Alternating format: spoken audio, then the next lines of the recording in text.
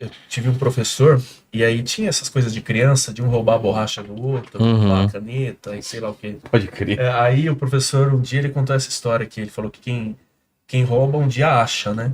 Aí ele falou que o irmão mais novo dele roubou uma hóstia, né? Que inclusive Roubar a durante hóstia. essa semana do ano e durante a quaresma tem muito padre que até dá bronca para tomarem cuidado, que tem pessoas que realmente roubam, né? A hóstia para fazer outras coisas, né? Mas parece que antes dela ser consagrada não tem valor pão, nenhum, né? é pão. A galera, as pessoas, eles costumam. Porque hoje em dia tem muita pessoa que pega na mão. Mas ele tá falando assim, antes da consagração na missa, Ela é ela é um pão, ela não é nada. Ela é. Se roubar assim no depósito. Aí rouba na hora da comunhão. Ah, tá. Depois que Estende recebeu. a mão, finge que comeu e leva embora. Isso, aí leva aqui, ó. É. Inclusive, depois eu até falo, mas eu recebi um convidado lá no podcast que ele falou assim: você não sabe o que a gente faz com uma hóstia da Igreja Católica. Então ele pega, finge que... Isso, que pega na mão, comeu e leva pra casa. Aquilo tem um valor espiritual. Falou que tem um valor. E ele falou que não é só pra coisa ruim, viu? Ele falou que pode ser também, mas eles fazem muito trabalho pra coisa boa também, com a energia da hóstia. Mas aí o irmão desse professor que eu tive roubou a hóstia por coisa de criança, né? Infantil. Aí levou pra casa e tudo bem, tudo tranquilo. Aí disse que meia-noite bateram na porta da casa, lá. sem ninguém esperar. Aí era uma mulher toda de véu na cabeça.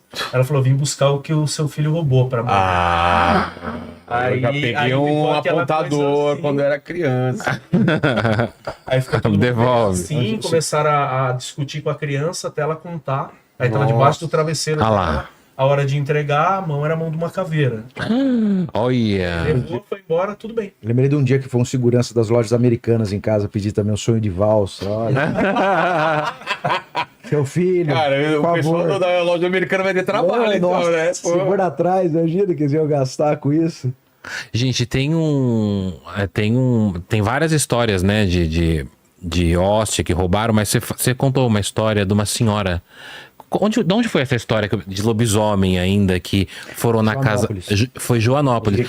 Joanópolis é conhecida como a cidade do lobisomem, a capital do lobisomem, né? É aqui perto, Lá tem várias. Vilela, em Mas por quê? junho tem o Festival do Lobisomem. E tem uma cidade do Saci, depois que eu quero saber também, que eu já até recebi, Botucatu, tem umas disputas. Botucatu é uma delas. É uma Eu das recebi um cidades livro de uma pessoa falar que é a cidade do Saci, por isso, um livro sobre isso aí. Não, mas Tem uma disputa, então. Joanópolis é oficialmente a cidade do lobisomem, tendo direito ao Festival do Lobisomem em junho.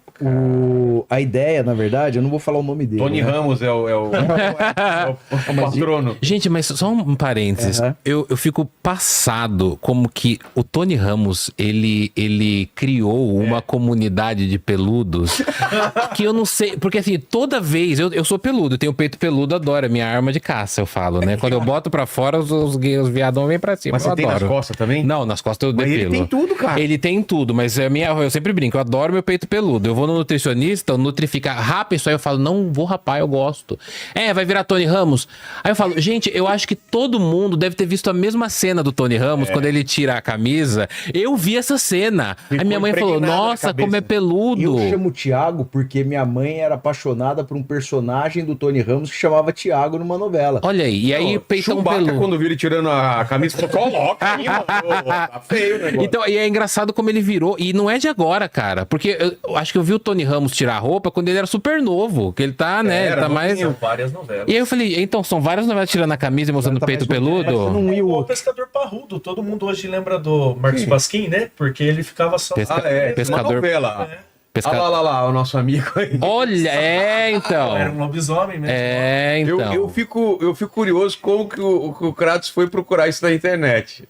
Você colocou o quê? Tony Ramos peludo? Tony Ramos peludo, aí apareceu essa. Mas você sabe que agora brincando, tal, não tô falando que o Tony Ramos tem hipertricose, mas hipertricose é uma síndrome cromossômica que deixa as pessoas peludas Inclusive inteiras. no rosto, né? No rosto, é. Fora da barba, o cara tem pelo aqui. E tem uma história de um lobisomem chamado lobisomem canário, que era o Petrus Gonçalves. Petrus Gonçalves foi um nobre, Mas um espanhol. Só uma coisa, claro. não esquece o que você vai falar. Ah. Coloca essa foto aí. Onde é? Porque assim, O pelo dele é no corpo inteiro. Aqui no pescoço vai junto com a daqui. Isso. Como ele decide até onde termina a barba e onde começa o Onde pelo do começa o pescoço, é. Ele tem que decidir até onde ele vai se O barbear. cara vai por tempo, fala, É. "Bom, daqui pra baixo Daqui não é o pra barbeiro, baixo. daqui pra baixo é o depilador. Olha lá, olha lá. Olha só, mano. Nossa. Olha, mano. As costas dele são peludas também.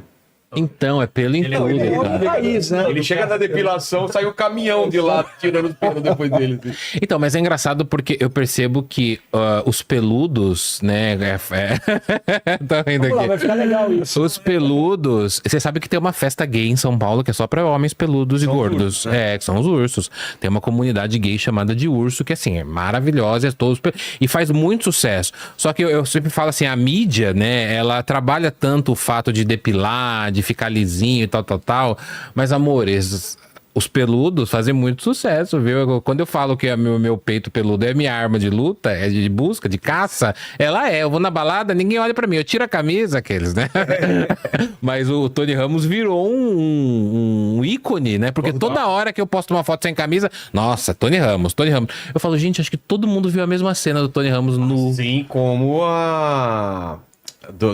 da Playboy, toda... Cláudio Hanna. Cláudio Hanna também Hanna virou... também. Não, aí não é meu departamento. Conversem entre vocês aí. Não se depila. Tá floresta. vendo? Cláudio Hanna virou uma referência, né? O Pelé do futebol, né? Que a gente usa o Pelé pra muita coisa, Cláudio Hanna a gente usava pra outra. Entendeu? Então, e aí tá, e desse tem vídeo, né? A gente tava, só pra não perder o raciocínio, o gancho, a gente tava falando de Paixão de Cristo agora há pouco, mas teve uma possível manifestação sobrenatural com as irmãs do Instituto Hesed, que vieram aqui já. Eu tive lá, Você teve lá também, né? no final de semana passada. Uma das freiras, né, que gravaram o vídeo, elas falam que uma delas é a Maria, acho que é Maria Raquel. Obrigado, Maria Raquel. Tem até essa imagem aí, porque lá no mosteiro que eles, do Instituto Hesed, eles têm uma imagem muito realista de Cristo morto na cruz. É uma imagem bem forte, que é essa imagem que tá aí no vídeo. E aí ela conta que logo depois do carnaval, essa imagem que fica lá no mosteiro começou, entre aspas, a sangrar. Mas não é a sangrar, porque como ela é uma espécie de tinta que lembra muito sangue, e é uma imagem que não solta a tinta, porque o artista que fez, né, segundo a irmã Maria Raquel, já fez ali para suportar calor e para suportar qualquer temperatura, para não escorrer essa tinta. Mas ela conta que logo depois do carnaval, ela percebe que a tinta tá se soltando, como se a imagem estivesse sangrando. E aí, no próprio vídeo, ela mostra, ó, ela colocando um pedacinho de papel, um guardanapinho ali na imagem, e a imagem meio que soltando essa tinta. Ela manda uma mensagem pro fabricante, e o fabricante manda um áudio, fala: irmã querida, isso não era para acontecer. Essa tinta, ela só solta com solvente. Então, para ela soltar, você teria que passar um solvente na imagem, pra você tirar, e ela não ia meio que pingar do jeito que tá acontecendo aí, que você só encosta o paninho, o papel, e ela solta. E aí... Aí se jogar solvente, ela perde intensidade. Ela também. perde isso, ela vai ficar... Exatamente. E aí a irmã Maria Raquel entende isso, ou interpreta isso, essa mensagem, como um pedido de reparação de Cristo, né? Pelas coisas que estão acontecendo de ruins no mundo, pelos crimes, né? E aí e é uma coisa sobrenatural, né? Você vê um instituto católico sério, que não brincaria com uma coisa dessa, fala que aconteceu ali uma possível manifestação sobrenatural em uma das imagens deles, Mas né? há uma revisão até da consideração de...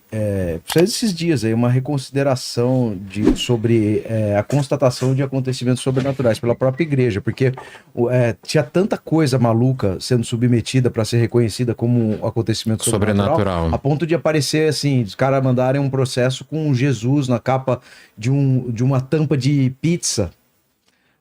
Tipo uma aparição, uma né? aparição. Essa deve ter. Tem uma aparição de Jesus na tampa de pizza. Os caras mandam pra ser analisado pelo Vaticano. Os caras falam: bom, gente, vamos parar. Vamos dar um tempinho. tempo. Calma, gente. Tem critério, não é assim, qualquer coisa.